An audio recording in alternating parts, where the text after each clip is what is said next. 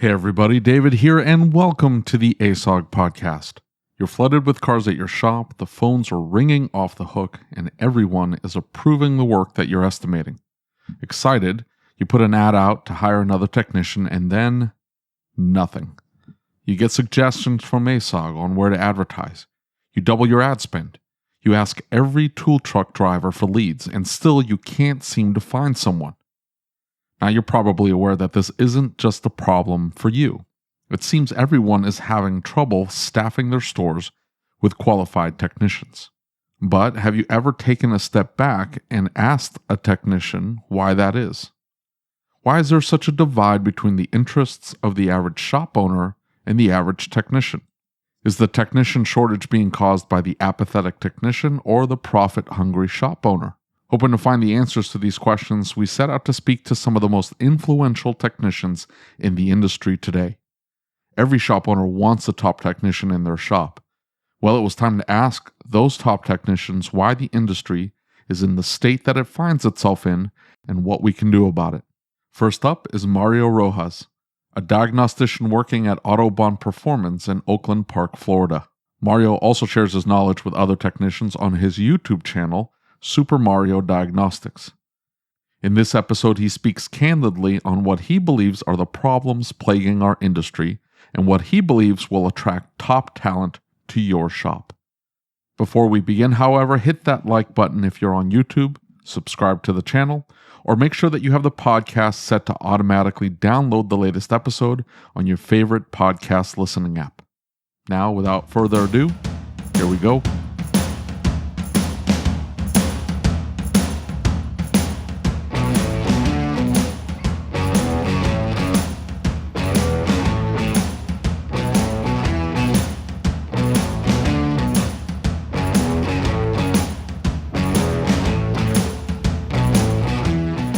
What upsets you, Mario? What gets you upset?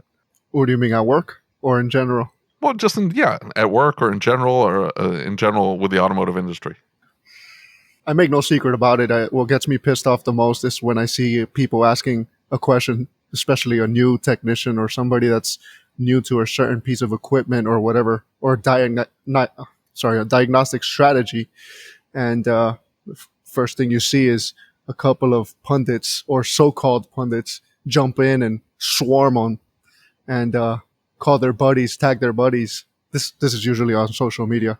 And they tag their buddies and they just start crucifying this guy just for asking a simple question. That's really what pisses me off the most out of anything. Yeah. Well, and look, in ASOG, a while back, we actually had to say, okay, look, we're not doing this anymore. Right? You're not going to just come in here and attack people and start trolling them immediately. Start trolling just because they don't know what you know. And little behind the scenes kind of like feedback is in more than one situation. We've seen somebody who, 6 months, a year ago, 2 years ago was in the same shoes, asking the same questions. Yep. And now all of a sudden, man, screw you, you stupid ruining the industry. Can't believe you. Yep. And it's like, dude, we're all here to learn. And I get they're asking a question that you think is beneath you, but we're here to lift each other up and help. This is not about like being the big dog in the room and making other people feel like they're idiots. Come on now. Totally agree. It's very, I believe that it will lead that new technician into a state of disillusionment. They think that they can join a group that will be helpful and they can ask a question without being chastised for it. And they're confronted with people who think they know it all. And even if they're wrong, those doing the chastising, even if they're wrong, they just flog this guy or girl for asking a question. It's everybody starts somewhere, and it's a bit frustrating to see. It's extremely frustrating to see, honestly. Well, what people complain about the most, especially like in the ASOG group, is the repeat questions. So, right. And I can kind of sort of understand where, if it's obvious that, hey, we're not here to be helpful, we want you to feel bad about yourself, that's one thing. But, somebody asking a question that you should probably consult All Data or Identifix or Mitchell. Like, don't ask for a torque spec that you should be able to look up. And it's like, oh, I don't have any information. My shop doesn't subscribe to information. It's like, okay, well, now we have a different problem we need to talk about. But especially in ASOG, the credit card question comes up constantly. What kind of shop management system should I use? That comes up constantly. And the same like 5 or 6 questions get asked over and over and over again, especially if somebody comes in for the first time. They've never seen these questions. They don't use the search function. And, I'm not a big fan about the search of the search function because things change. And not necessarily credit card processing fees, but there's some other things, some other variables in there. The shop management system everybody was recommending a year ago may not be what's relevant now. There could have been something else that came out. And so, yeah, it's okay to maybe ask that question more than once. But that's what everybody gets frustrated with. And so they're like, oh, who cares about this question? They get upset. They start complaining. So I can see a little bit of that. But you're right. They shouldn't. The problem is that people they get afraid to ask any question, and then you don't get any engagement. And then the people that do want to learn can't learn because there's no discussion. It's like when your kid does something wrong, and the first reaction is beating them. What are they going to do? They're going to hide it from you.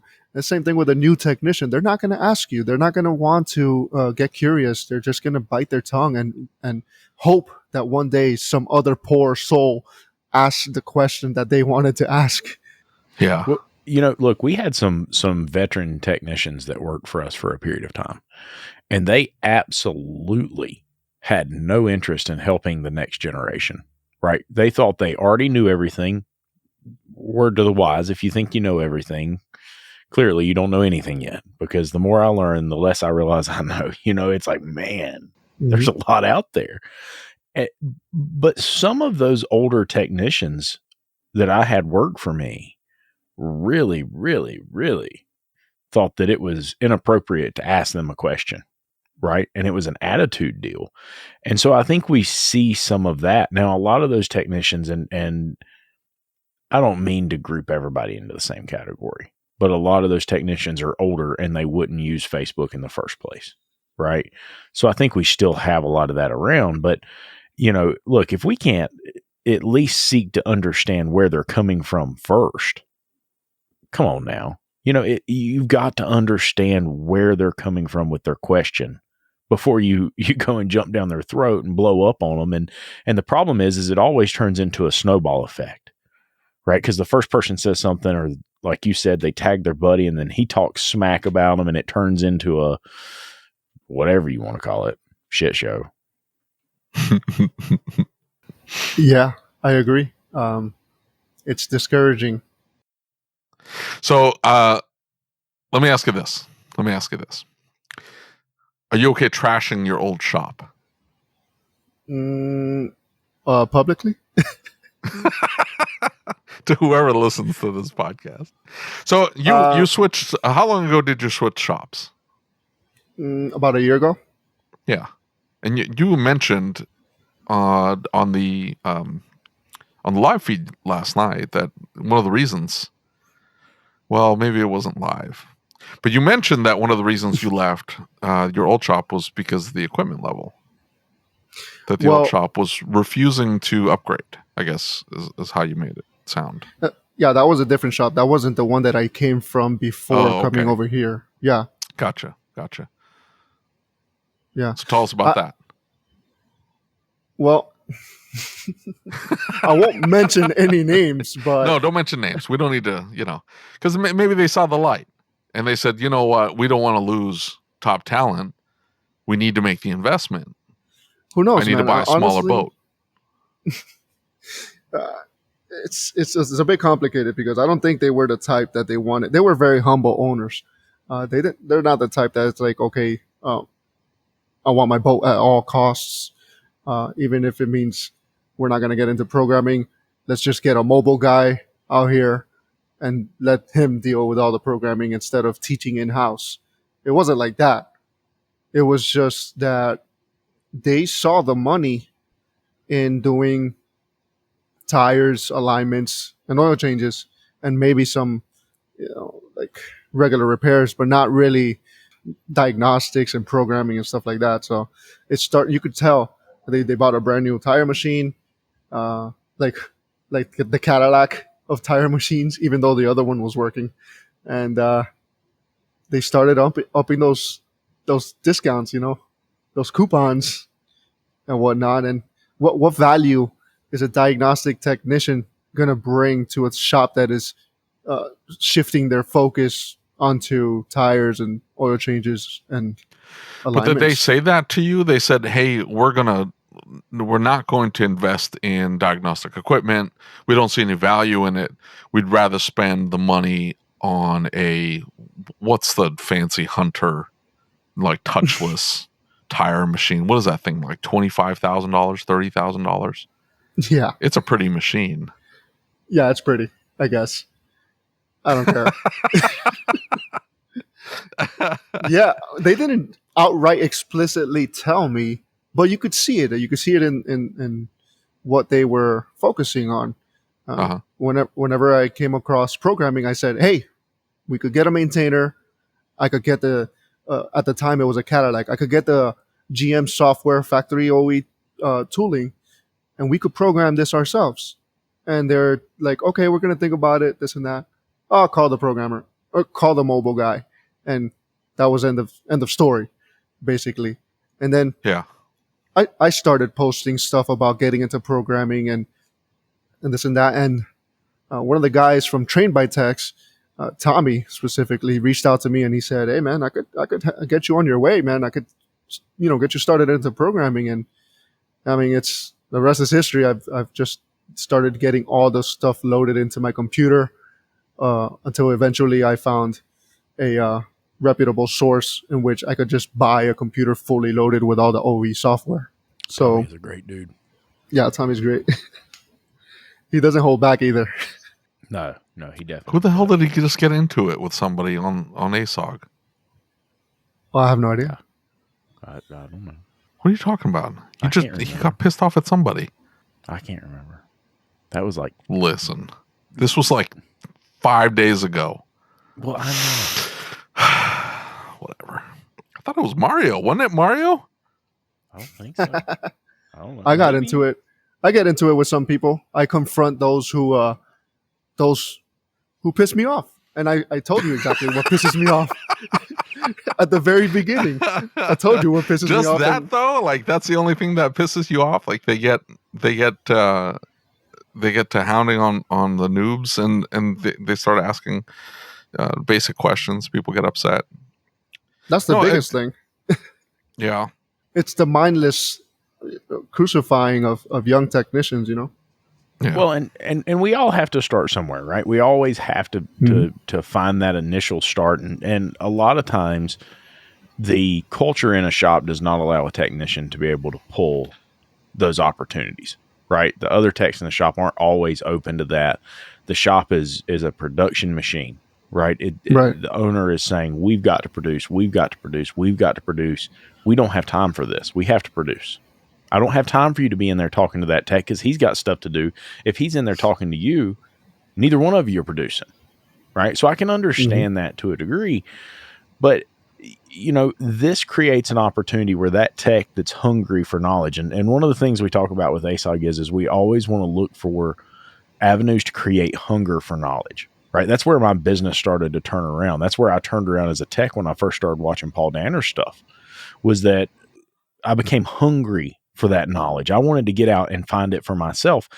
And that's some of the stuff we talked about in the AMA last night was a tech has to be hungry for it to set in it. A tech has to be hungry for that knowledge to work. And so, we talk about, and one of the purposes of the podcast is I really think there is a divide. There's a chasm between technicians and owners and technicians and service advisors. If you go into the tech groups and you say something about a shop owner, 50% of that group's going to say, what in the hell? Shop owners are complete jackasses. They're all about themselves. And there's a select few that don't do that. Don't get me wrong. It's not everybody. But I guess my point is a good percentage of those guys in the tech groups are shop owners. What are you talking about? well, I know, but I'm just saying there's a lot of people who They would you know, not it's the stick shop their owner. neck out. Right. They're not going to say anything, try to defend the shop owner. Right. Shop owner, service advisor. It's always somebody else's fault. And I don't mean that in a derogatory way at all. I guess my point is we've got to close that chasm. We've got to improve this relationship. And one of the ways that we can do it is through education, is through the shop owner realizing that, hey, we need to create a culture for where that new tech can learn and grow. Now, there's got to be limits to that. There's got to be some, I don't know the best way to put it. You've got to have a policy and a procedure set up for around how that tech goes and ask somebody else. And we've got a new tech in the shop. And from time to time, I have to go and say, hey, listen, man, he's got his own thing going on. We've been over this 5 or 6 times. You need to go on your own on this. Right. And I think a shop owner is responsible for leading and guiding his technician in the direction they need to go. But if that technician's not hungry, how do you do that, Mario? Well, you expose him to what he should be hungry for. So I didn't know anything about scopes, anything about diagnostics until I started getting exposed to it. And I can't thirst for something that I have no idea about. So, and as for learning technicians, usually there's a shop foreman or a lead tech that has taken on the task of teaching the new guys or onboarding, as many would say. And I feel like there's many resources. There's no shortage of resources. There's plenty of places where people can learn. And it doesn't have to necessarily cut into production either, because I truly believe that most of learning should be done on personal time. And the better you get, the less amount of time that you have to invest into it. So it's a combination of all those things. That's why I do what I do with my channel, even though a lot of people disagree with why I'm doing what I'm doing. They think I'm doing a disservice. I disagree with that. I think I'm exposing technicians to diagnostics. Hold on.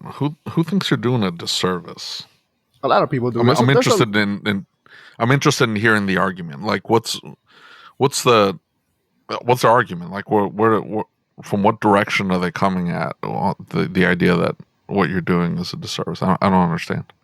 I guess they see anybody who shares information freely on a public platform as somebody who's just given a disservice to the industry, in the sense that, the public is going to see that this and this and that is necessary to do the job, and now they could do it themselves, or they could scrutinize our labor times.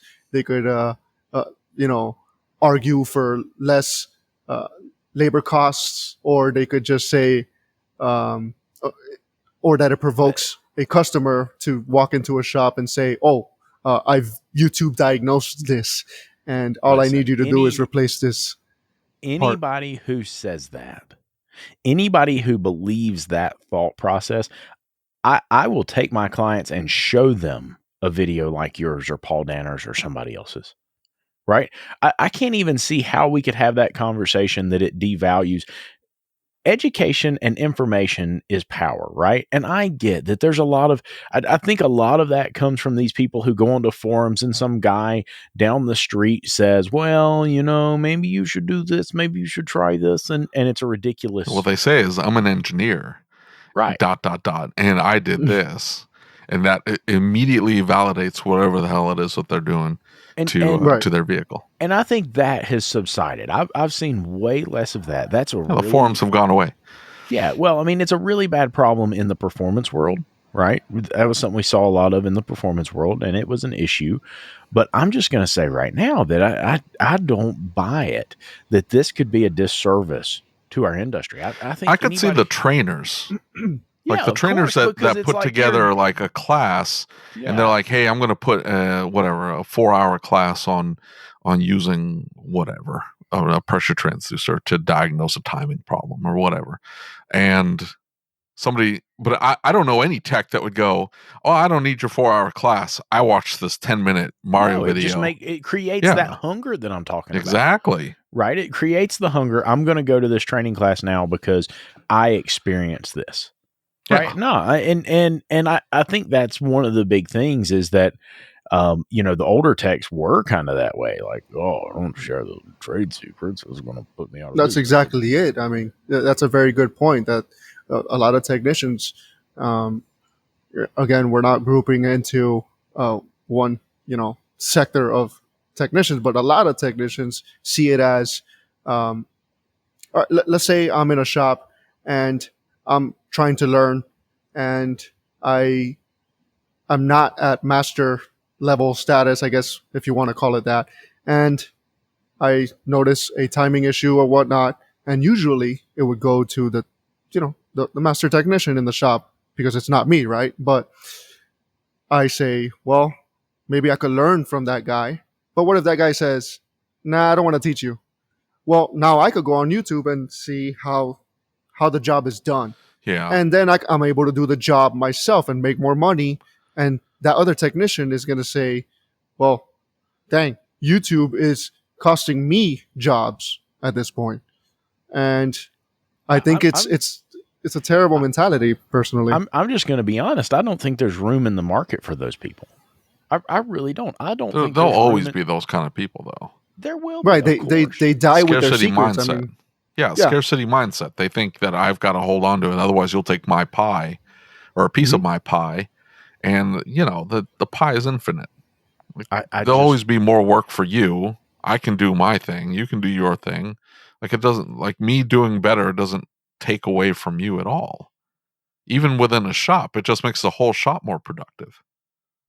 Right, but the technician that could have had that job is not seeing it that way because technically my YouTube video is directly impacting his pocket.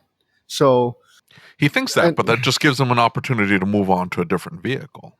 In other words, that one's just like, that's a shop owner's responsibility at that point. I mean, you've got to explain to the guy and saying, look, I understand that you think that vehicle's been taken away from you, but really what that does is allows me to bring in one extra timing issue. Does that make sense?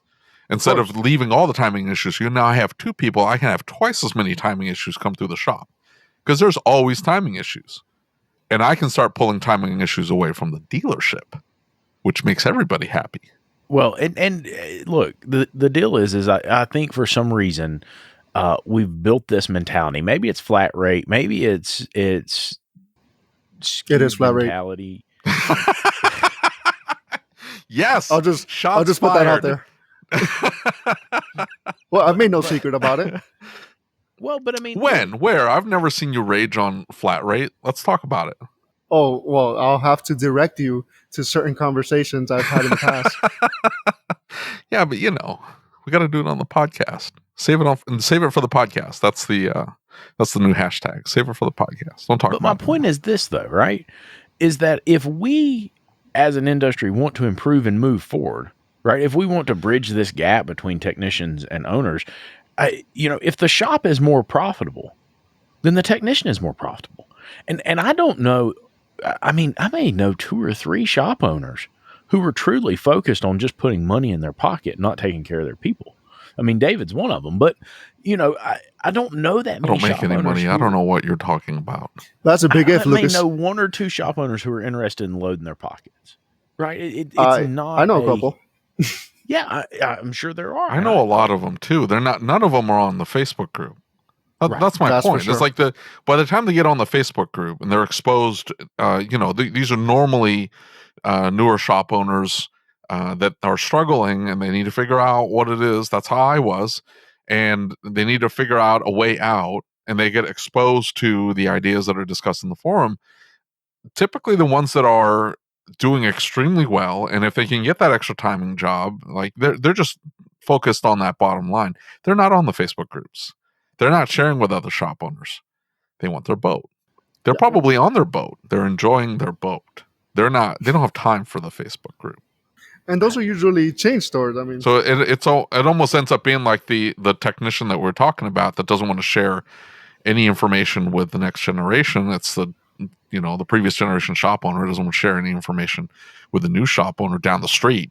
Certainly the one down the street, because they might take a car or two away from them and they want to pad their pockets.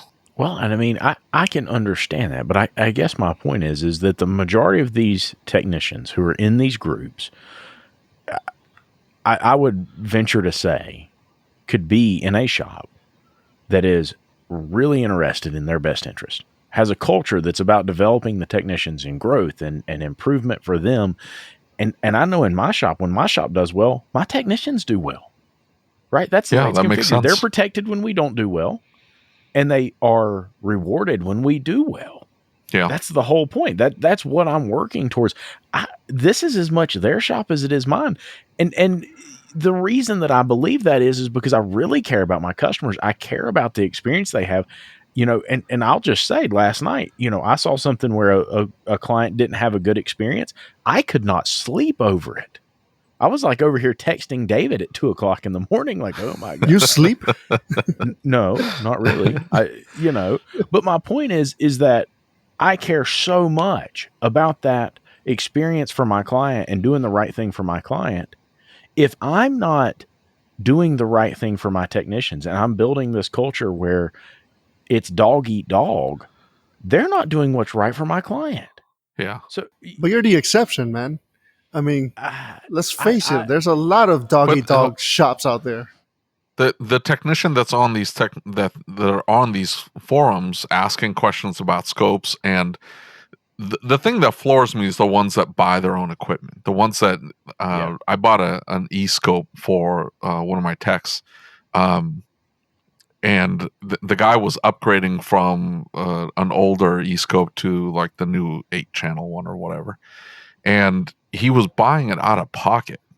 Things like $5,000 or $5,500, whatever the hell it is. He's buying it out of pocket, which is whatever. I'm saying he's buying it out of pocket. That's insane to me. Like I would, and I get it. Like, I have one tech. Well, they all want to buy their own stuff, but they'll put money into a $300 or $400 tool, and they'll splurge on the toolbox, and they'll buy like a ball joint press might be $700, but that's the extent of it. They're not buying $5,500 scopes to scope a car for themselves. I just, why wouldn't the shop owner step up and buy that for the guy? If the guy's interested, if he wants to learn, step up and buy it for the person. I just don't understand that.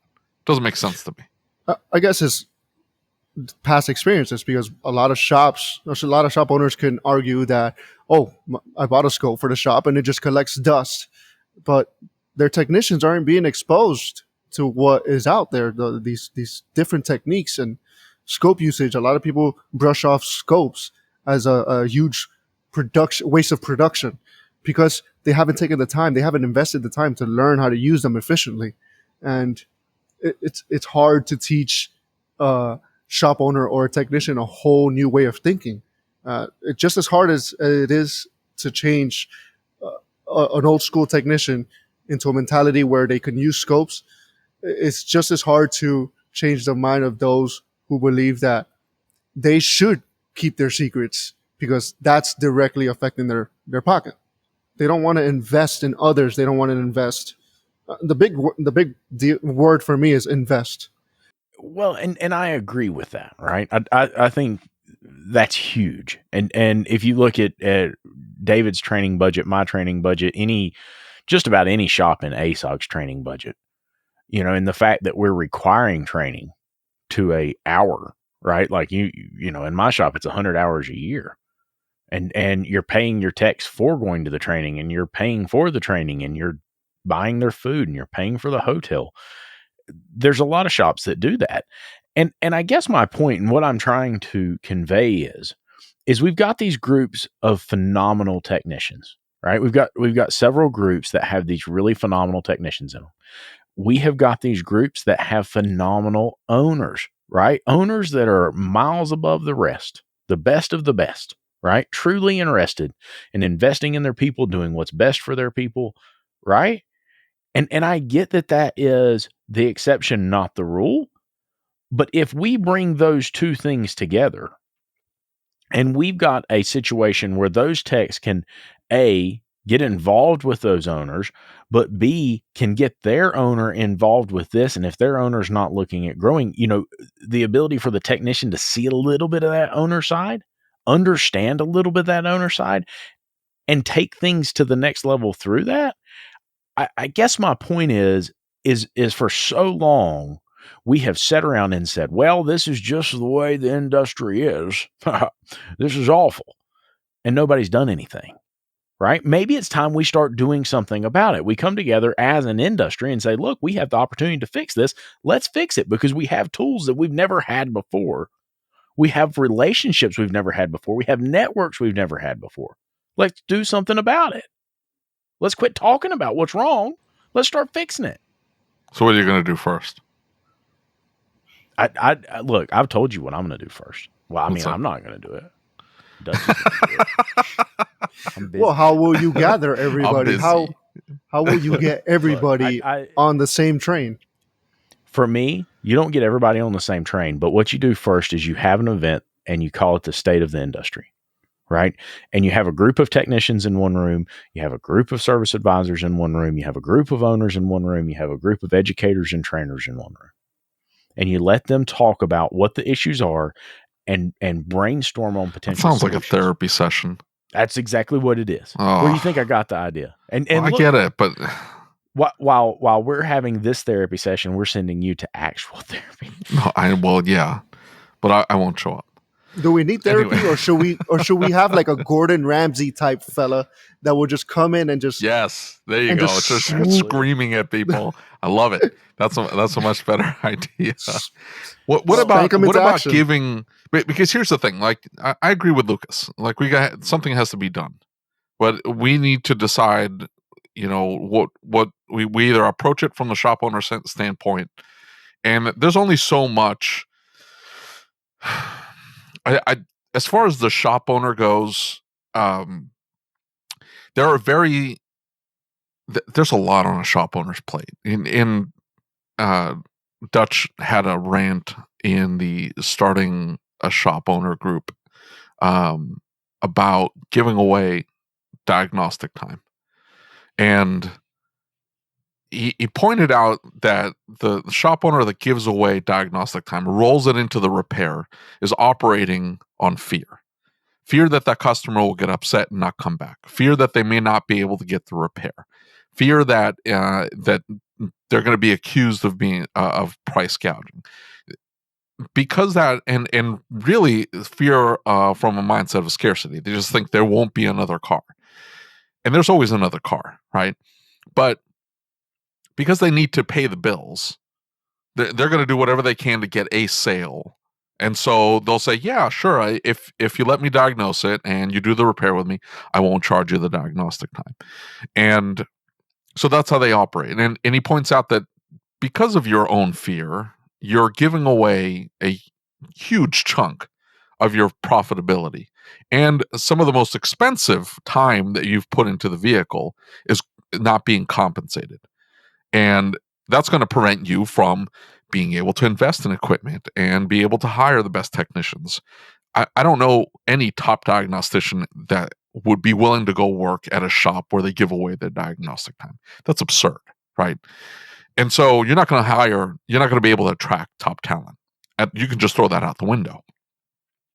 And I get it. They think, well, I'm just going to do this while I'm working on vehicles myself, and as soon as I get somebody hired, but you'll never get to that point. That's the catch-22. You never get to the point where you're funded well enough to feel comfortable hiring a top talent technician, and so you're stuck. But because they're operating from fear, you're not necessarily going to be able to convince a shop owner that is operating with that mentality to shift their mindset, because fear is ingrained. It's visceral, and it's really difficult to see them to make them see past that. A technician, on the other hand, can be given specific tools to implement in their own shop, in their own lives, in their own career, to help either push this shop along to something better, or go find a better shop. And as top talent starts to move away from these shops that just refuse to change, the shops that are willing to put in the time, effort, energy, and money into developing top talent, they're going to reap the benefits. And I think Dutch has also said this several times. Some of these shops just need to go away. Yeah.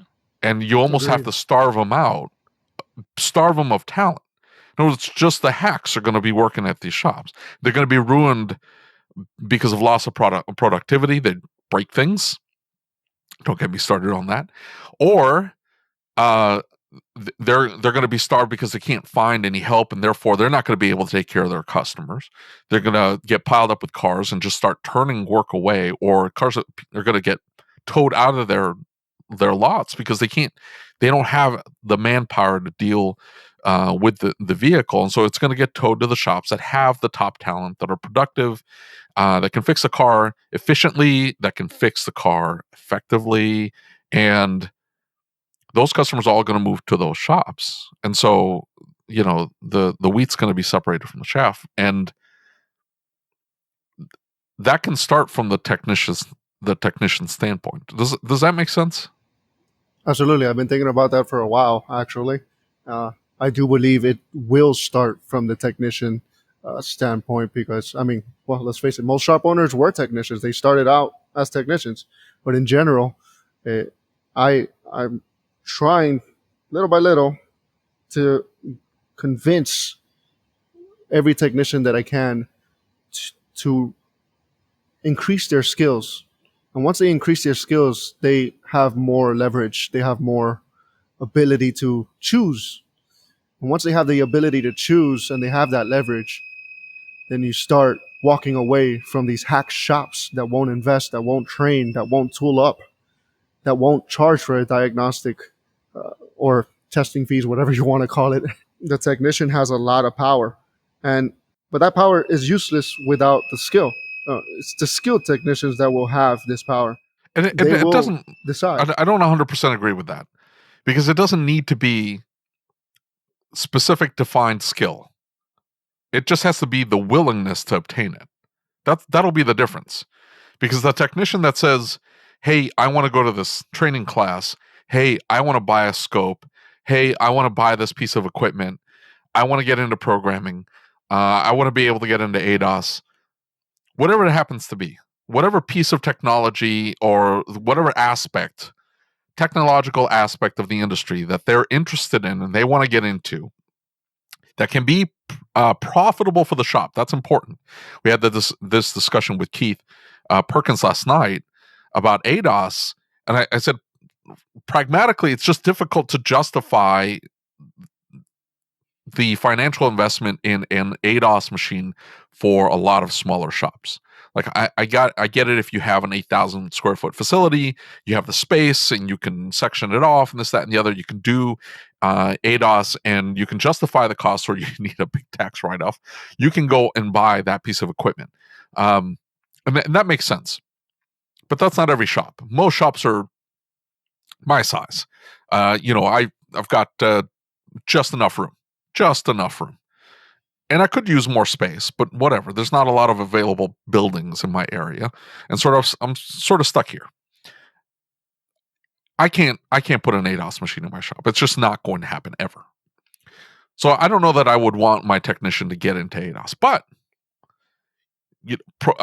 doing or rebuilding modules, that's different.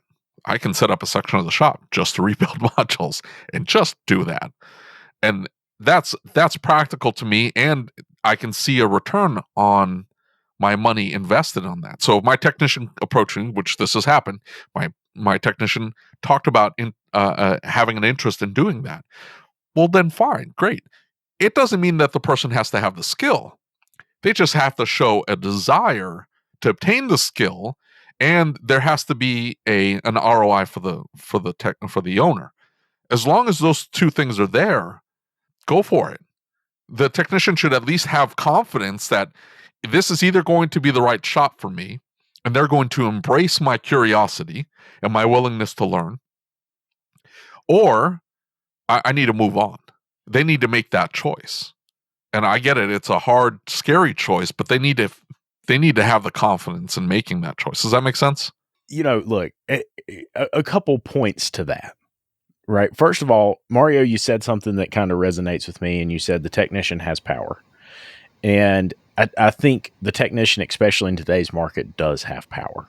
Now, that being said, if they're focusing that energy, focusing that power in the right direction, I've even got a video somewhere on ASOG where it talks about the circle of control, right? Focusing our energy on the things that we can actually control, the things that we can do something about, is very, very important. And I think the technician does have power in this scenario because every single shop you talk to is looking for a technician. It is a technician's market right now. No doubt about it.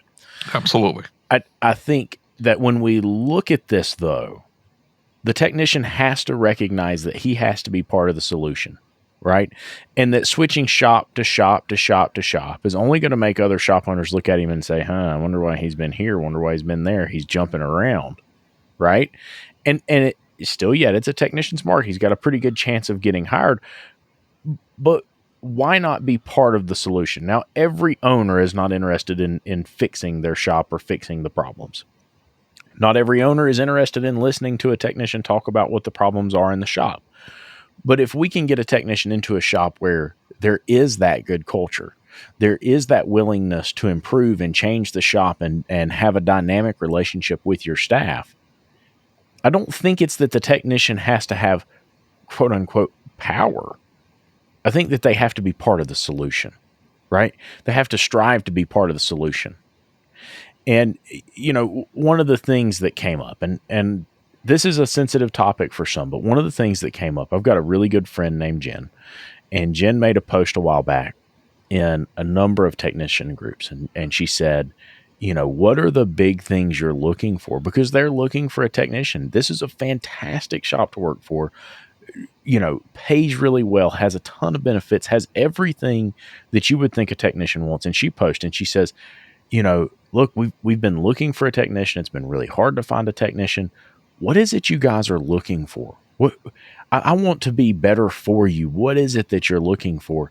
And about 50% of the responses were absolutely out of this world. They were so unrealistic. We deserve 50 to 70% of the labor.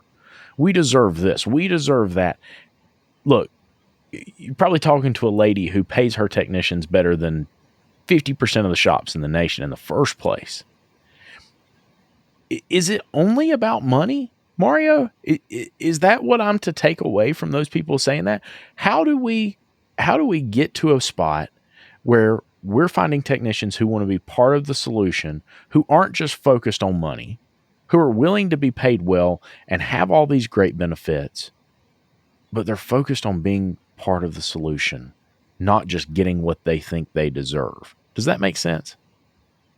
Yeah, it does. It's kind of ironic that a lot of technicians, they disagree with flat rate, but they are money motivated. And it seems as if they want to have control over their income.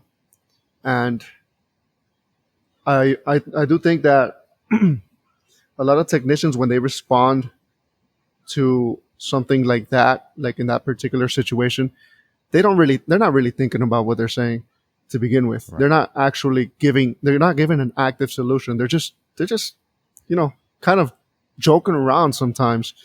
And, they're not really taking into consideration that this is a real shop owner and this is a real situation.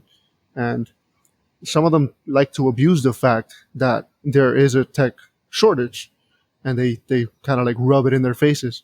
Unfortunately, we have a lot of technicians in this industry that just don't really care, that they are indifferent of the state of the industry. And it shows in social media, it shows everywhere. And I think we got to wake them up. We got to wake them up and get them active and become a solution to the industry as a whole, not just to their personal livelihood, not just to their personal obligations. Well, they need to understand that it'll benefit them. Right. Exactly. To to push up the industry, to make the industry better, to at least the public perception of the industry. I think that's the biggest key, is not necessarily what do you mean by pushing up the industry or making the industry better? Like the fact that we flood the area or the industry with more technicians isn't really going to help a technician. It's going to help the shop owner, who's going to be able to pick who they want and get rid of the dead weight. Right now, because there's such a shortage of technicians, the technician can pick the shop that they want and ignore the dead weight. So flooding the industry with new technicians doesn't really help the technician. However, pushing technicians to see themselves as,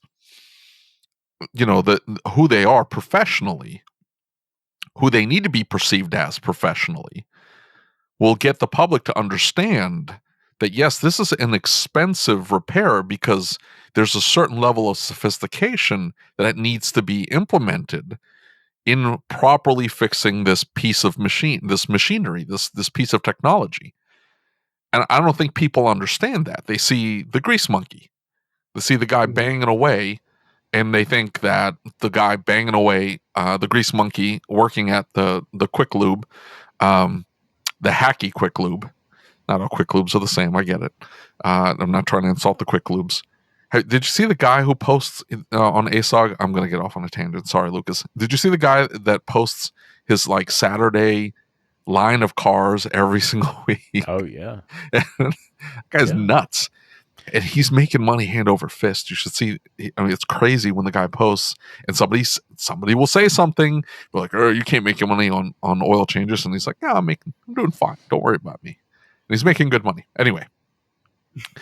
So not to disparage the good quick lube places, I'm talking about the hacky shops.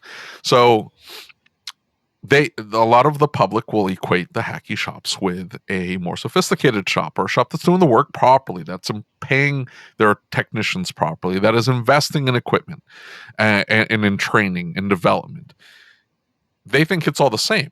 And so we need to be very deliberate about what we're talking about when we're saying bettering the industry. It's so people compensate the shops and therefore the technicians properly for the amount of time, effort, energy, and talent needed to fix these cars properly. You said something huge there, though. You said something really important. I always do, dear. I always do. Professionalism. Right?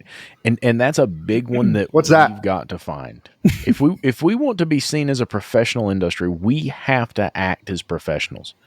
And I get, you get into the technician groups, it's a little bit different type of group.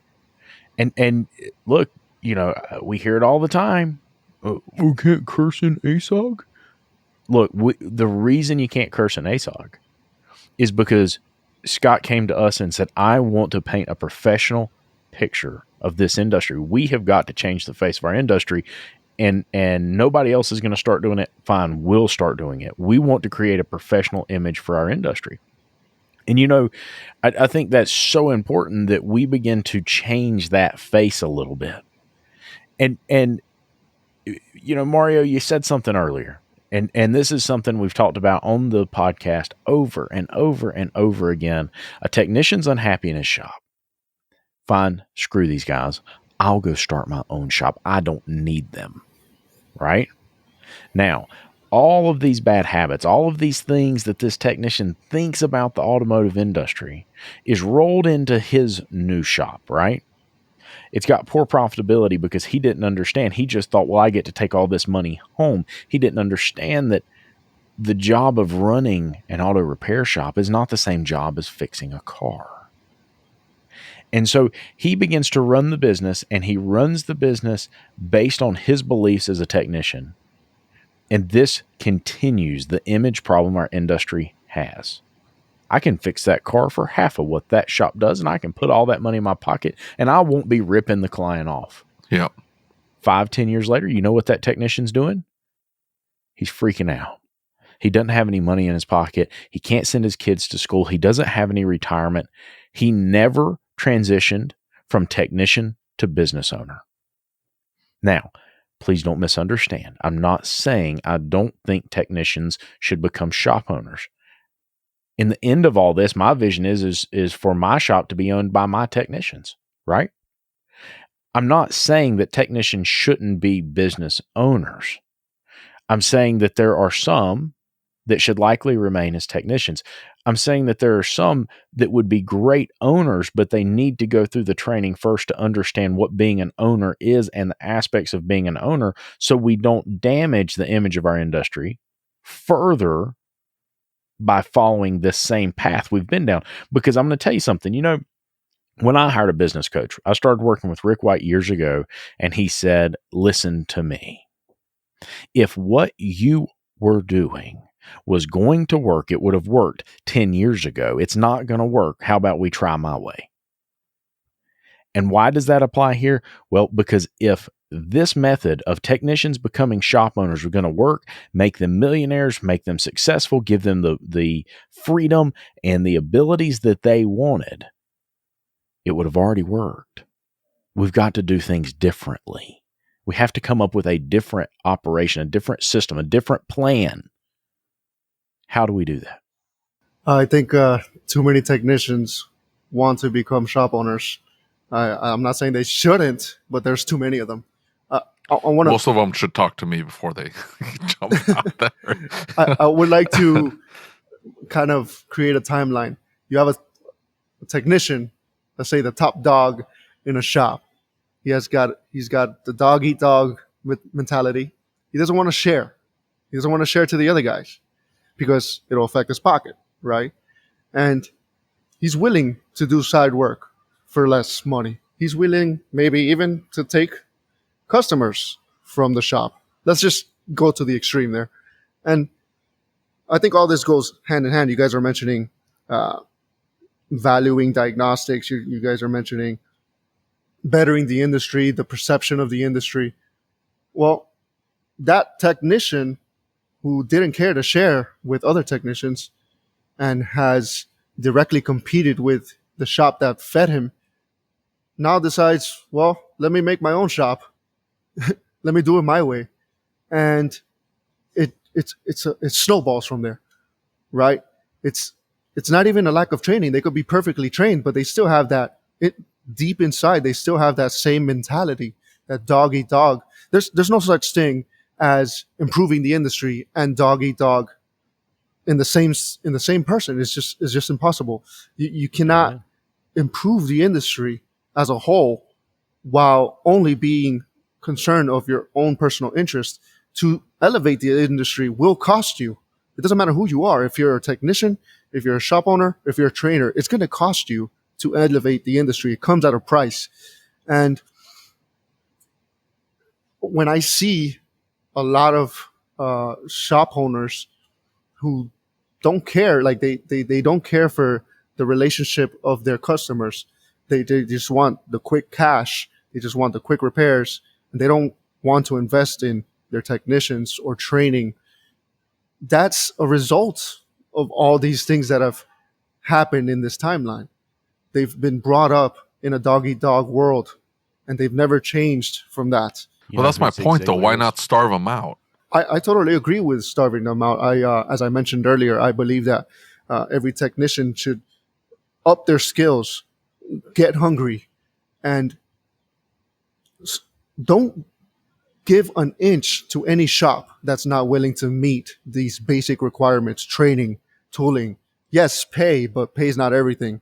I know a lot of very talented technicians who are willing to take a pay cut to have a better environment, to have a better culture, and to be able to share with others, not to have to worry about the carrot chase, so to speak. They can take the time to teach another technician and still make money to bring the food to the table. Like they could still accomplish all these things. And I believe that the technicians should not pay any mind to the shops that are not willing to invest in training, tooling the technician, and the value of our diagnostic abilities. Do you know who Zig Ziglar is? Was Eric Ziegler? Zig Ziglar. I've seen quotes. Well, he always said that you get what you want in life by helping enough other people get what they want, right? Oh, I And like that. and that's Zig is something fantastic. oh yeah, and that's something that I've really, I go through hard weeks, right? Things aren't going my way, and there's one video that's on YouTube, and it's called "See You at the Top," and I'll watch or listen to that. I'll go on a long test drive, and I'll listen to that while I'm on the test drive, and that's where a lot of my thought process has come from about improving things, because I think at the end of the day, you get to an age and all of a sudden you're not about just making dollar bills. You're about leaving a legacy behind. You're about doing something bigger, something that wasn't about yourself. And maybe it was the way I was raised. I don't know. But at some point you've got to shift gears and say, I'm not doing this for me. I'm doing this for the others, whether it's my technicians, whether it's my clients, whether it's my friends, whether it's the others in our industry.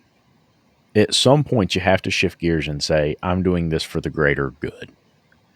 And I think that in so many ways, we've gotten away from taking care of our people, and our people have then turned into this dog-eat-dog world. And maybe this industry has always been that. I just never saw it, right? I got into a group with really good shop owners who really cared about their people. I just don't see it that much. So, we've got to come up with a solution. We've got to begin to move this in a different direction than where it's going, because where it's been going has not been productive. Would you agree? Absolutely. It's been productive to those benefiting from it. Yeah, unfortunately. If you look at the national chains, that's how they operate. Mm-hmm. It's, whoever gets there early. The dealerships are the same way too. I remember sitting in my community college taking a tech class, and my instructor up there was a grizzled vet, GM tech, and he told everybody, get to work early. Why did you want to get to work early? Get there before everybody else. Then you can scan through the tickets and you can grab the most profitable jobs before anybody else gets there. You'll have the car pulled in, you'll start tear down before anybody else gets to work. If you're the last one there, you're not going to be able to grab the most profitable work. And I mean profitable in the sense that a lot of build hours were sold on the ticket, and you know how to get it done in half the time. And so that mentality is being taught to some of these students, right?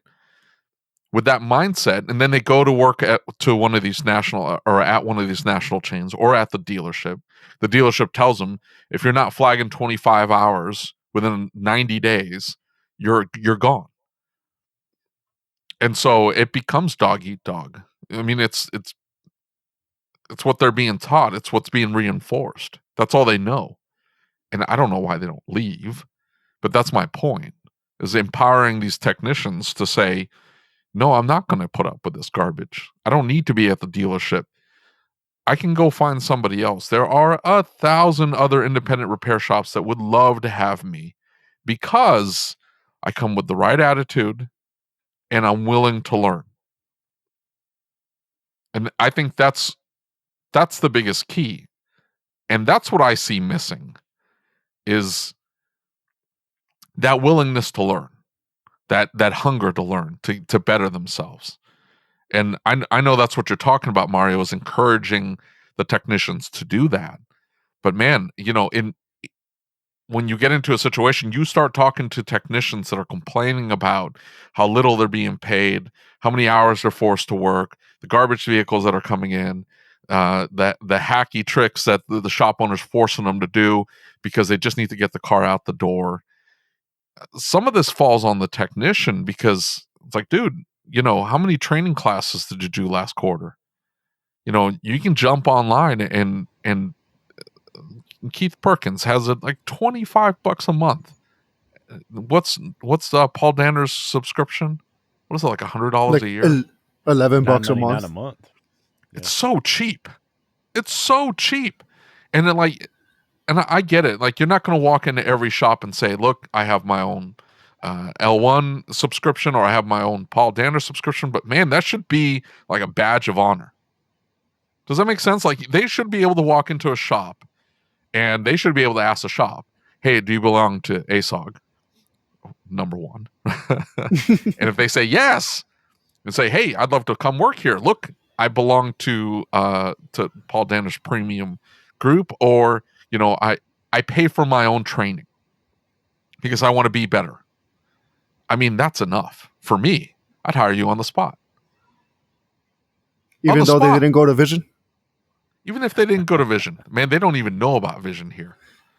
I know. I've mentioned this before. Dude, it's crazy. They don't, it's, you know, it's down the street. Hey, did you go to Vision last year? Vision? I went to the trade show. No, the training. It's training too. They think it's a tech show, like a trade show. That's all they know it as.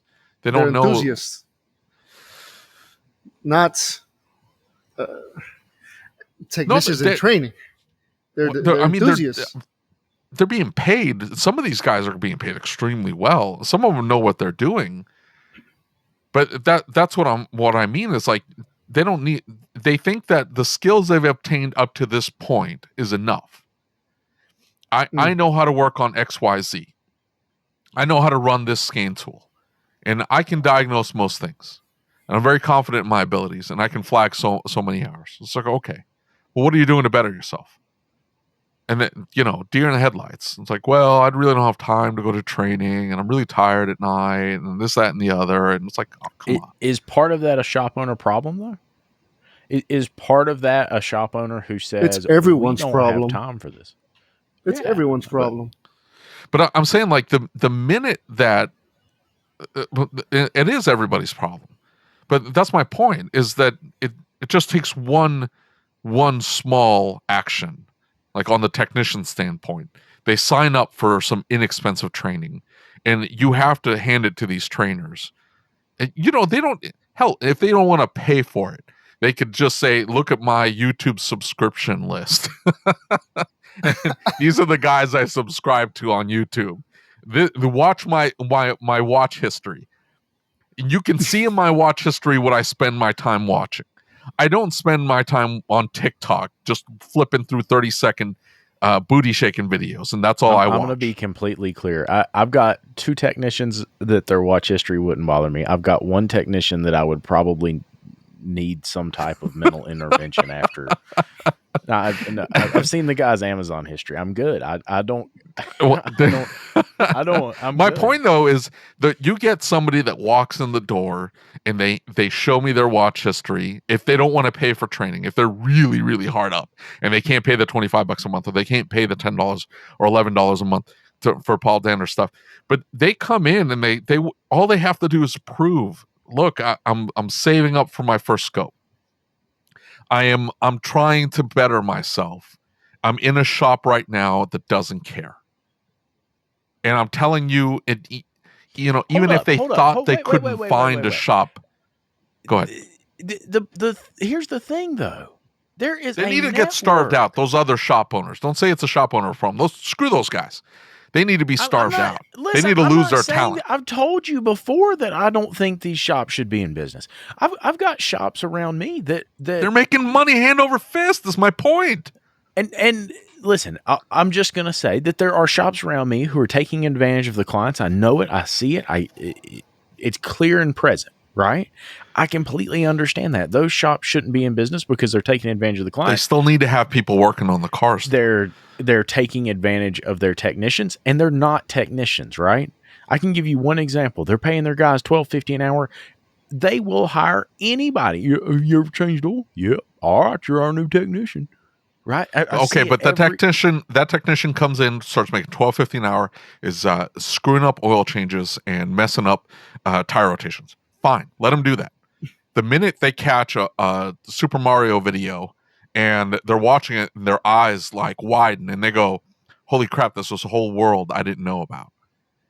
And they go to their shop owner and they go, "Hey, I get it that I only make $12.50 an hour. I don't want to pay a raise. I want you to buy this piece of equipment, or can you get me into this training class?" Think that's what happens. Yeah, it's a best case scenario. It's right. it's I a think little what happens extreme. is this guy sits here for years, and maybe it's 6 months, maybe it's a year, maybe it's 2 years, and he's like, screw this. I get yelled at. I get screamed at. I'm trying my very best. I don't know how to do this. I don't know how to get better. Why in the hell would I want to learn more? Why would I want to be better? I should just go do something else. A new tech goes into a dealership and he gets stuck changing tires for 3 years. A new tech It's comes way in and longer goes than into 3 years, dude. I got a tech that works for me, and I think he was in it for 8 years.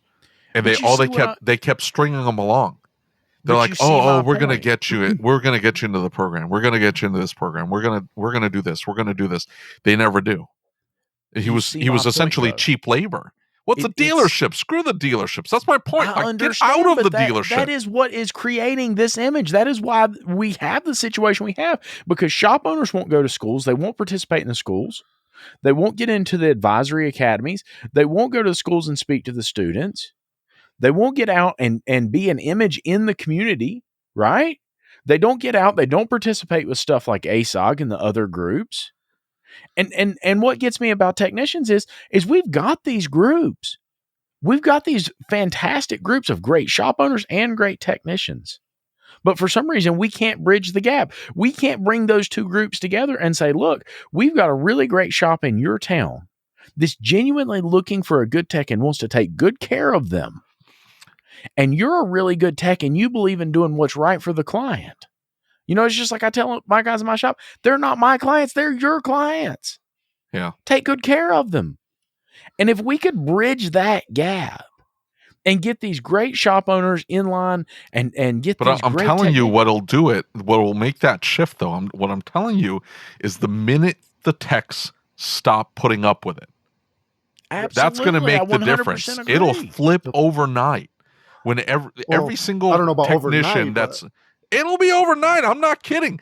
Every single technician that's in these groups that complains in that they're not being but you might not have technicians tomorrow if you do that. No, I don't have to worry about that. Well, some of them could leave. I'd be okay with that. But I'm not saying I don't look. The shop owners have to worry about their technicians leaving. Should look in the mirror and go, "Holy crap, what am I doing wrong?" Yeah, or even if they're worried about it, I'm telling you right now, I wouldn't worry about it. I'd be like, that's fine. What are they've got nothing to complain about here. I'm just telling you right now. And trust me, they've got nothing to complain about. Oh, my guys have got plenty to complain Every about. shop owner should be able to say that. Every shop owner should be able to say that. But the thing is, I'm just saying that the minute that they stop putting up with it, and they're like, oh, my shop owner won't do this. My shop owner won't buy all data. My shop owner won't buy that piece of equipment. Get out of that shop. What are you doing? And all I'm saying is, I agree. Is just make the decision. Get online. Get on Facebook and say, I'm done. Somebody help me find a new shop. There'll be shop owners jumping over themselves. They'll be tripping over themselves. So they raise their hand and say, yep, me, that's it. I'm your shop. Come on down. You paid for your own training? Done. Come down. You bought your own scope? That's what because you want to learn how to use it? Done. I'll hire you tomorrow. What salary do you want? We can decide whether I can pay it or not. Don't get too crazy. Not everybody. Don't get too crazy. Not everybody's like you. When you're talking to a prospect employee, you're asking what kind of training do you want? What equipment do you want? But most shop owners, in my limited experience, I guess you could say, the first thing they ask is, well, how many hours do you bill? They don't think about other things. Like I could do brakes all day and make a 200% efficiency, but they don't consider that the tougher these cars get, the more it diminishes the efficiency. Well, it's a mixture of things, but usually, especially with these more complex vehicles, you're not going to get the amount of efficiency that you could get off of sold jobs with parts ready for you. Whoa. Listen, no. Linda, listen. Let me explain. You see, that is part of the problem, not the solution. The problem is that we have painted this picture that it is not acceptable to charge our clients for the time that we're working on their automobile. It is our responsibility as shop owners, it is our responsibility as technicians to educate them about the fact that I have to be paid for my time, right?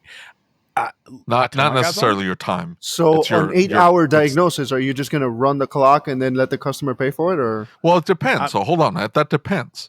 Is it 8 hours because you don't know what you're doing, or is it 8 hours because it actually took 8 hours to do?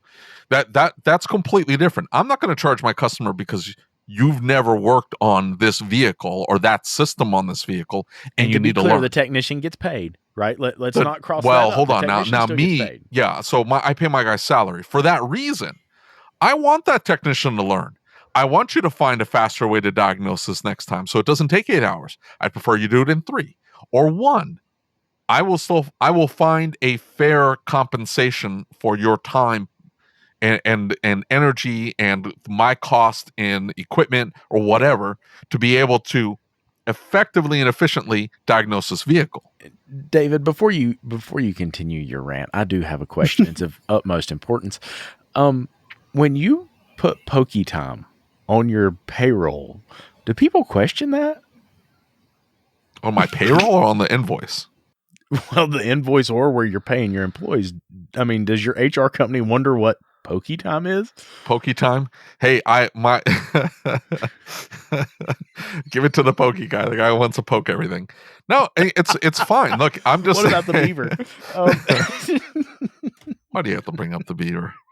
We've moved on past the beaver every time. So in all seriousness, what do we as shop owners have to do to fix that image in the technician's mind? I mean, how do we turn this around and get back to a different spot? What steps does the shop owner have to take? I personally take big issue with flat rate, man. I think flat rate should be dead, and it's dying too slow, in my opinion, man. To be honest with you, man. That's my real issue. I've been through flat rate shops, and they have high expectations and minimal tooling, minimal investment, and they just want to. I mean, well, hopefully, I'm not going to say it because I don't know what's going to be put out there. I don't want to. I'd rather speak to you guys. If there's something you don't want to come out, all you got to do is say, "Hey, don't air that," and David will cut it out. Maybe.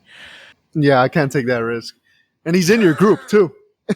That the shop owner that I'm talking about is in your group. Well, I mean, you can hypothetically. How's that? It's very specific. I mean, if I even say what kind of shop it is, they're gonna know exactly who it is. If I say the ceiling height, they'll know exactly who it is. Oh man, one of those deals, huh? One of those deals. I used to pay flat rate like that. The point is every shop owner starts somewhere. Every technician starts somewhere. If we give them the tools they need to improve, if they're willing to learn, if they're willing to grow, and we're willing to give them the tools they need, the sky's the limit, right? And you know what we do here in my shop is we give everybody a salary, right? They get paid for 40 hours, and they get paid well for 40 hours. And then once they hit a certain number of hours, that dollar amount goes up. Once they hit the next number of hours, whatever that category is, the dollar amount goes up. We pay for training. We pay for any special. Mario, do you like complicated, convoluted bonus structures? Mine is not complicated. Hold on. Well, it depends. I mean, what do you mean by complicated bonus structures? So, not Lucas. I'm not talking about Lucas. I have talked. I don't know his pay structure. I don't know anybody's pay structure. Right. But I've had conversations with shop owners that have actually come back and said, "Hey, my technicians don't understand my pay structure. Like they don't. I've tried to explain it to them, and I've told them, you know, if you hit this number here, you jump up to this pay and this, that, and the other, and they don't understand it. It doesn't serve as a motivation to that technician because they don't get it. It's a little too complicated. Like if you've got to look, if you can't do the math easily in your head, in my mind, maybe I'm just talking out my rear, but I'm just saying, if you can't do the math in your head, if you can't look at your numbers, like your build hours for the week and say, I'm going to make X amount of dollars. Like I get why it's set up that way, but I don't know. I just not agree with it. I guess, I don't know. I don't know if you guys No, but I hate flat rate. But there's a flat rate system that apparently starts out at like, what was it? $22 an hour for 40 hours. And then it starts raising from there. And then they bring it up to like the 60s and the 80s. And if you hit your 40 consistently, you're out of luck. And that I don't like that. But what Lucas was saying, he didn't give me precise numbers, but he said it's an hourly thing. You're going to get your hourly, but if you make more, you win. And I love that, to be honest with you. Well, I'm straight salary. So look, I don't get that bonus. The way that mine is set up is it locks our labor GP at the maximum that we can pay our technicians in the shop still be profitable at all times. And what's that in English, man? No, I'm just kidding. Basically, it says that if I charge this much an hour, I can pay my technician up to 30% of that, right? And if they turn this many hours, that means I had this many labor dollars, and that means that they can get up to 30% of it. And they get more incentive when we get up here to bigger numbers and they're going to have a good week, right? They get paid for open jobs. They still get their 40 hours every single week. No ifs, ands, or buts about it, right? Turn 10 hours, you got paid for 40, right? You were here for 40 hours, you get paid for 40 hours, bro. And I'm well, you will have a discussion if somebody made 10 hours, right? Oh, absolutely. Absolutely. I'm the guy who like, listen. The problem though is like you were saying, Mario, is the 8-hour diag. They go down the rabbit hole, and it's almost like it's an investment, right? That 8-hour for the right technician. Yeah, for the right technician. Now, some technicians will never learn. They'll go, and Keith Perkins outlined it, I think, perfectly. It was a little bit eye-opening. He talked about processes. There's no process to the way they approach the vehicle. That's probably why it turned into 8 hours. There was no process. There was no rhyme or reason. They were just kind of going in 50 different directions. And so the next vehicle comes in with a similar problem.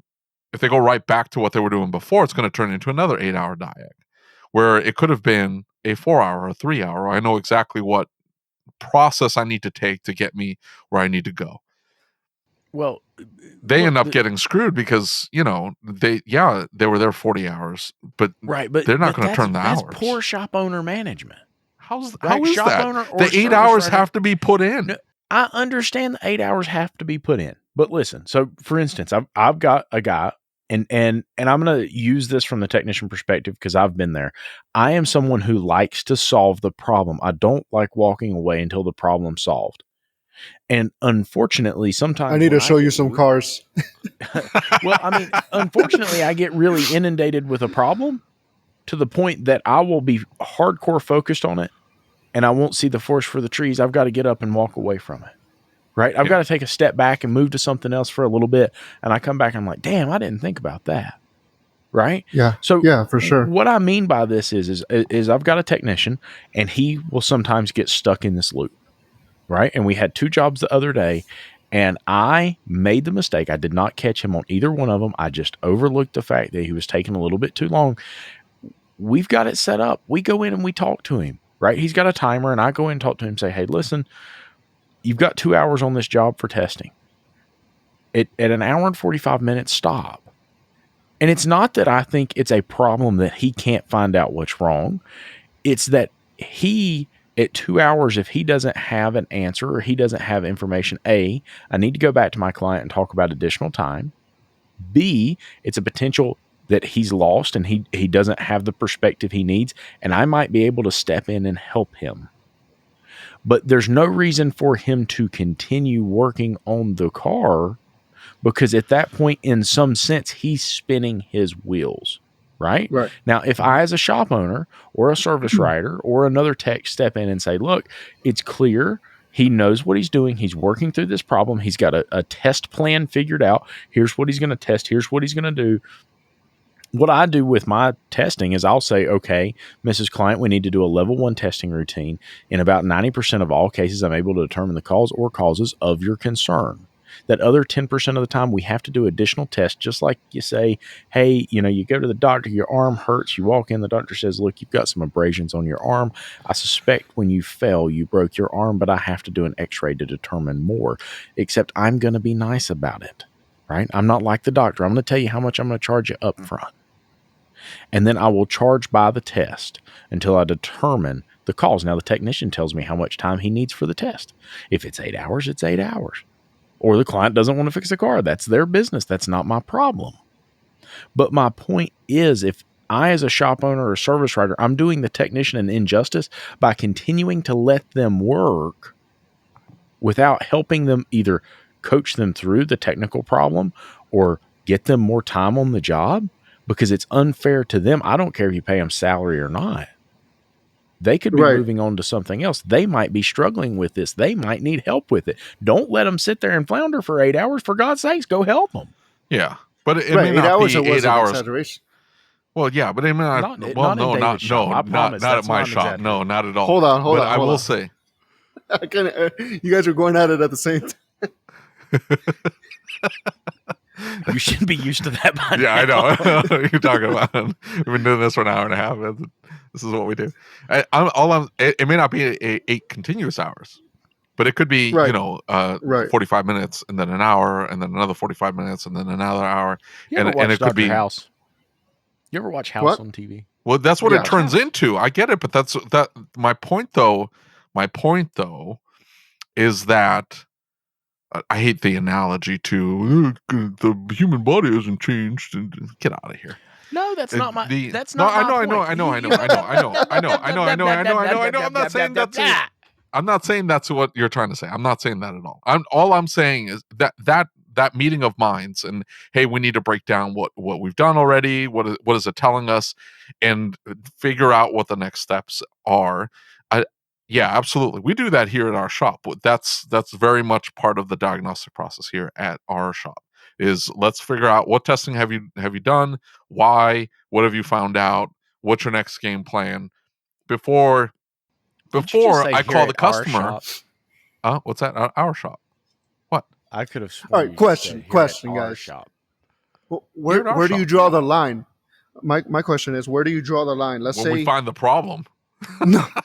Yeah, but okay. Let's say it sits in the corner of my shop. Let me tell you, I got a Dodge sitting back here.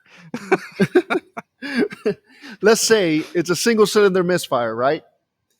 How much time can you possibly charge a customer where you say, okay, this is it. We can't charge this customer that much for a single cylinder misfire? Where do you draw the line? 1 hour, 2 hours, 3 hours?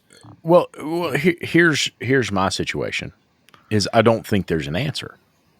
A single cylinder misfire, you're gonna any single cylinder misfire. Yeah. Well, hold on. Where's the line?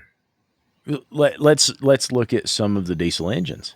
Let's look at a common rail that maybe we have got to do a little bit of additional testing to find it. My point is that there are so many variables. Every situation is dynamic. So I'm playing each situation by ear, and I will go judge the situation. Was this a technician error? Is this taking too long because the technician did not make the right decision in his diagnostic pathway? Or is this a complex problem that requires additional time? Yeah. I don't generalize any type of problem and say, well, it's a single cylinder misfire, so it shouldn't take you more than an hour, because every single time I've ever done that, because I have done that, I have found myself back in a situation where I walk into the bay and I got schooled on something. Damn, that wasn't as easy as I thought it was going to be. Right? Right. I understand. I guess what I'm saying is I don't know that there is I think that we start with, like I said, in my shop, I start with a level 1, and with a level 1, we'll go in, we'll spend an hour with the vehicle, we'll do a consultation with the client, we'll get the data, we'll do some data collection, we'll go through and we'll begin the process. The technician will come back. If he can't find it in 45 minutes, he'll do a write-up and he'll come back, or he is supposed to come back to me and say, okay, here's what I've got. And we'll sit down and we'll talk about a test plan. What are the potentials? What test could we do to rule out those potentials? Right? Now, if I recognize as service writer or shop owner, if I recognize the concern was with the process, am I billing my client? No. Am I adding time to the ticket? Yes. But I will pay that, whether it's technician error, whether it's policy work. Okay. Well, we finally came to a conclusion on that. You're going to end up paying the technician just eat Yeah, it. the technician gets paid no matter what, right? What were you asking, though, Mario? Right, but what if it's you wouldn't, let's say it's just for the hell of argument, you wouldn't question the techniques of that technician. You wouldn't question his diagnostic process. And it takes him 2 hours to do something that you would suspect. Let's say it's a dead misfire, right? Single cylinder misfire. Mm-hmm. And, you do a quick clear flood, you hear low compression, and you go in from there. Where do you draw the line? Where can you say, okay, I can't possibly charge over this many billable hours to the customer. I can't charge, let's say, an exorbitant amount. I mean, I personally would say I couldn't possibly charge 4 hours for a single cylinder misfire diagnosis to a customer. But see, that is the technician mindset. That is exactly where we ended up when technicians became shop owners. And so a perfect illustration of this is the discussion that was in about waiving diagnostic fees in the startup group. And what they were saying was, I won't roll it into the repair, but if I quote unquote find it in 5 minutes, I won't charge the customer for diagnostic time. And they're going about it all wrong. You should be selling a battery of tests. And Right. the tests, it needs to make sense. So on a single cylinder misfire,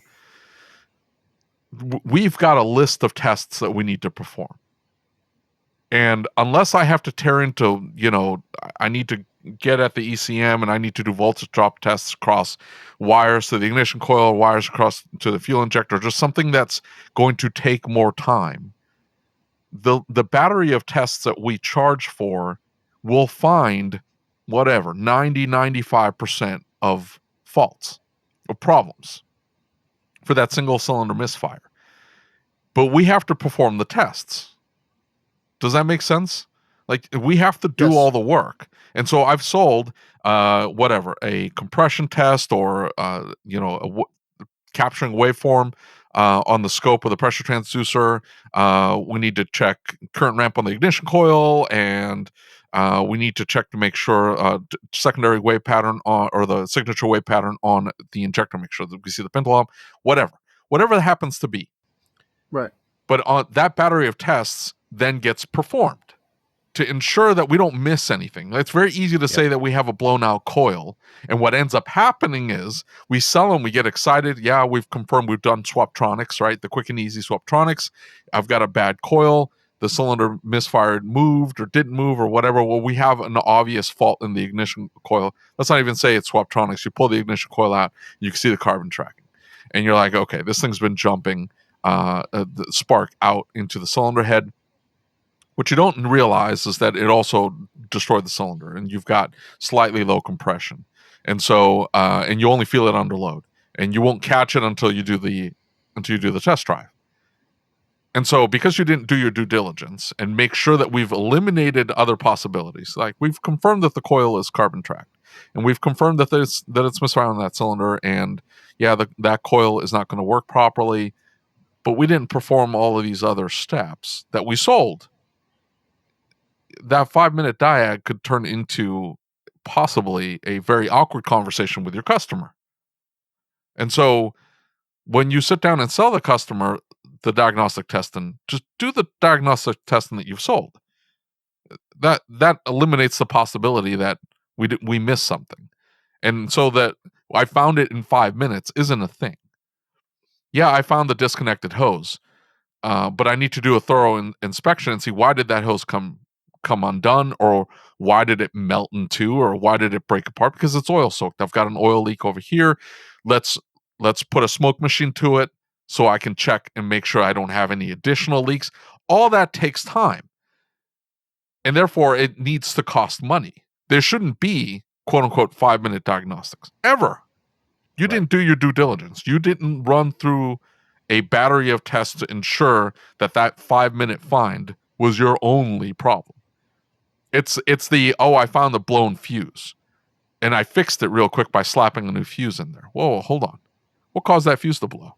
What test did you run to ensure that whatever could possibly cause that fuse to blow isn't going to blow the fuse again? Did you actually do any testing? And the answer is no. So I get it that they don't want to charge for that, but don't say that I waived the diagnostic. You haven't done anything. And so much of that is because the shop doesn't have a process to do it, right? Because they're technicians. Absolutely. They just looked under the hood, found the broken fuse, slapped the fuse in it, called it good. But to go back to the I wouldn't feel comfortable with 4 hours or $400 or whatever it may be. The thing is that is the mentality that's been brought into shop ownership from technicians. It's the mentality that I had. And it's what's led us to this situation. I mean, let's just be frank about it. You can only afford to pay your technicians so much. Do technicians deserve to earn more? Yes, absolutely, 100%. Nobody's questioning that. They're working on very complex machines. Do they deserve to earn more? Yes, they do. What are some of the things that have caused technicians not to earn more than they do right now? Well, it's because shops aren't charging appropriately. They're not charging enough time for the services they're performing. They're not charging enough of an hourly rate. They're not making enough on parts. The shop is not profitable, and 99.99% of the time, it has nothing to do with the shop owner lining his pockets. 99.99% of the time, the shop owners that we talk to, the shop owners that we meet, it's because they have no clue how to make the shop profitable. They don't have their financials. They don't have their numbers. They're not looking at ways to make the shop profitable. They're more worried about pleasing their client than they are about the shop making money. And instead of sending their kids to college, they're subsidizing the repairs of their clients' vehicles with their own money. I know a lot of shop owners, and I'm just going to say straight up, I have definitely been one of them that pay their technicians more than they pay themselves. So we can't put this all on shop owners as part of the problem. Now, here's the deal, though. If we want to fix technician pay, if we want to fix so many of these issues, we have to stop this thought process, because the client eventually has to learn, I have a very expensive piece of equipment and it is going to cost money. I'm either going to pay to test it and repair it and maintain it, or I'm going to get a new one. I have those two choices. Now, if the shop down the street will test and repair it and say, oh man, don't worry about it, just $50, man, just put the hose on it. Guess what? What does that do to the rest of us? Now, I'm you guys, which goes back to my point that technicians need to leave that shop. I agree. And I want to be completely clear. I am not for taking advantage of the client. I don't want anybody to ever think that. That's not saying that if you see something simple, something's unplugged and you plug it back up. No, I believe in taking good care of your client and doing what's right for them. Right? Who was it? The true definition of character is doing what's right regardless of who's looking. Yeah. Plain and simple, I'm not saying take advantage of people, but I'm saying if we don't start following this process, and if the technicians don't start helping us follow this process, we don't ever fix this. If every shop around continues to charge subpar rates and they're not making any money, it never gets better. It doesn't get better for the technician. It doesn't get better for the shop. It doesn't get better for the shop owner. It doesn't get better for the shop owner's family. It damn sure doesn't get better for the client driving the vehicle, because we can't provide the quality of service that they deserve. Come the hell on. So one could argue, I guess, that lack of training would be more profitable for a shop because, well, say, let's just go back to a misfire. I could put a scope on to a car and know what's going on inside that cylinder using a scope in very little time, while another technician at another shop can charge for their battery of tests, but the component that's being removed is the scope. They could go with the Swaptronics, and it's going to take more time to find out the issue. And they could charge more time, I guess you could say, based on that. That's why the whole, like, I charge an hour a diagnostic. Get out of here with that hour. We have a set fee. If it takes 15 minutes, if it takes 2 hours, yeah, like my technician, I have a technician who pulls the scope out for absolutely everything. And yeah, with a pressure transducer, he's going to be able to tell me a ton of information. But that's the information I need. I don't care how you get it. I need to know that the valves are sealing, that you've got good compression, that the engine's in time. You see what I'm saying? Like, sure, Right. if you want to get the old school stuff out and you want to do a cylinder leak down test and you want to check static compression and dynamic compression and you want to use old school tools, then fine, whatever. We have that built into the cost of the testing. But I need to know that information. Now, if you can tell me all that with one piece of equipment and you can do it in a quarter of the time as the other people, then more power to you. Right. And the technician receives the reward for that because they can move on to another car. Himself. Absolutely. Right. Right. But then there, like you said, there's shop owners that say, well, if it took me 5 minutes, I won't charge you. But what if it took the technician 5 minutes to, let's just say for the sake of argument, it just took the technician 5 minutes to thoroughly diagnose the issue. And because I've personally experienced it myself. I actually was in flat rate and a shop owner told me, hey, it only took you 5 minutes. Why should I pay you a diag? You get me? So there's a lot of I would imagine there's a lot of shop owners that feel the same way. If the technician seem to have, just because they have better training or what have you, or equipment or process, just because they see less effort, they can justify letting that pay slide. Find a better. Okay, yeah, we'll just call them out. If you're a shop owner who says that, who has ever said that, and you don't see anything wrong with it, I'd like you to email me. We'd like to have a discussion with you on the podcast. If you're a technician and you have your shop owner walk up to you and ask you, why should I pay you? Because it only took you X amount of time. That's the day you need to get on Facebook and reach out to a whole bunch of shop owners and say, I'm looking for a new shop. Here's the training that I take on a regular basis. Whoa.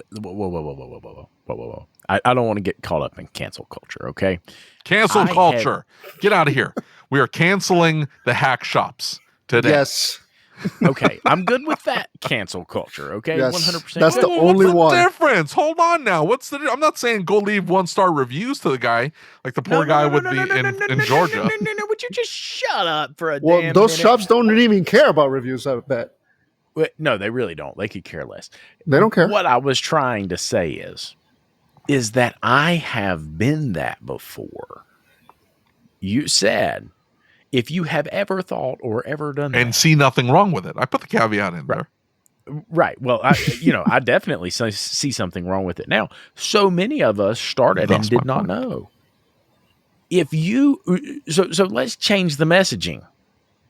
If you're a shop and you look at that, I can promise you, if you are seeing that situation and you say, well, it only took you 5 minutes, man. Let us all tell you right now that's wrong. Okay? That's not the way this should work. It's not okay. It's not how you take care of your people. If you have a profitability problem, let's talk about your profitability problem. If you're struggling financially, let's talk about the fact you're struggling financially. There's a group of shop owners who are willing to do whatever it takes to help you. They will go above and beyond to help you. Don't punish your technician because the shop's not profitable. Right? Let's fix the profitability problem. Stop punishing your people for it. I totally agree. I think you nailed it right there. So many people like to blame shift and usually lands on the technician that the source of all problems is because of the technician. And it's a shame, to be honest with you.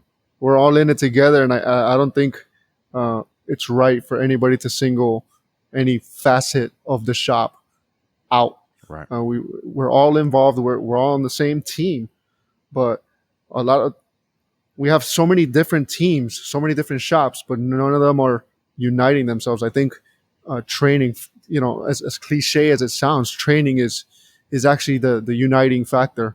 And if, unfortunately, there are many technicians and shop owners who have no idea the amount of training that's going on and the ability to network and communicate with others. And I think if we just expose them to it, you'll see big changes. And if they want to fight it, that's on them. But at least you did your part. You brought them over to training, and you got the ball rolling. That's how I see it. Well, I hope you enjoyed this episode of the ASOG podcast. We have several conversations coming your way from the most influential technicians in the industry today. So if you'd like to support the show along with the work of ASOG, just go to our website, asog.site. That's asog.site, and click on the Become a Patron Now button. Becoming a patron gets you several perks, supports this podcast, and is entirely tax deductible. Make sure you're subscribed to the podcast and on YouTube. And as always, if you have any questions, comments, or concerns, or if you'd like to be a guest on the podcast, or if you have any topic suggestions, please reach out to me via email. My email address is david@asog.site. That's david@asog.site. Until next time.